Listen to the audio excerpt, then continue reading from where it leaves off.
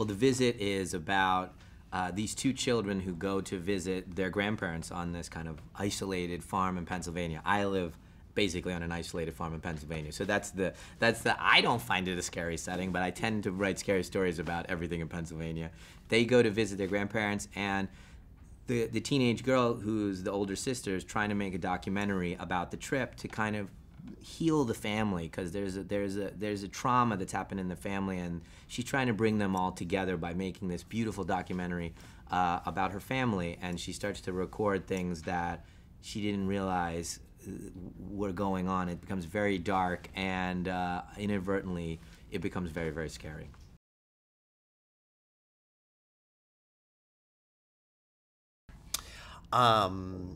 Well, I think in a few ways. I think first of all, tonally, it's really tricky to make something that's thrilling and scary and also funny. Usually, if you have something funny, the other things go away. And I think one thing that's very unique about it, and unique tonight, is the way he's been able to do that.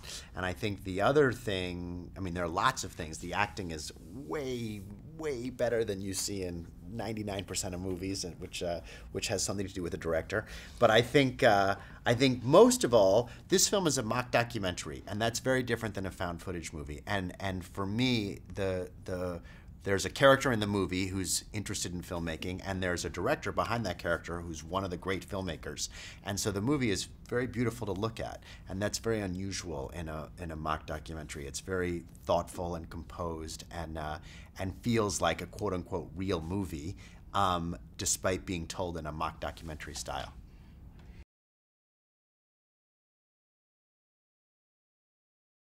I think you've hit on it exactly. You know, what happens when you make a smaller movie is you have to focus. You have to aim all your creative energy at the things that you have, not the things that you don't have. I don't have the ability to have 20 locations. I don't have the ability to have a giant crew or this equipment or that equipment.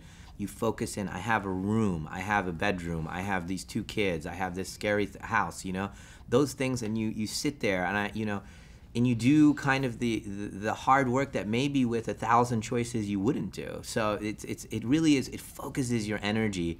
I mean, again, I love minimalism as a style of storytelling. You know, don't show, insinuate, you know, have it clean and simple, and this works well with a low budget movie, right? And so I didn't find it, you know, limiting. I found it, you know, it gave me parameters on how to think. And creativity needs walls. You need to bounce something off a wall. If there's, you know, we've seen this over and over in art in all forms. When there's too much going on, you can't get to the essence of it, right? At the end of the day, it's very simple what makes something powerful. It's a simple idea, a simple story.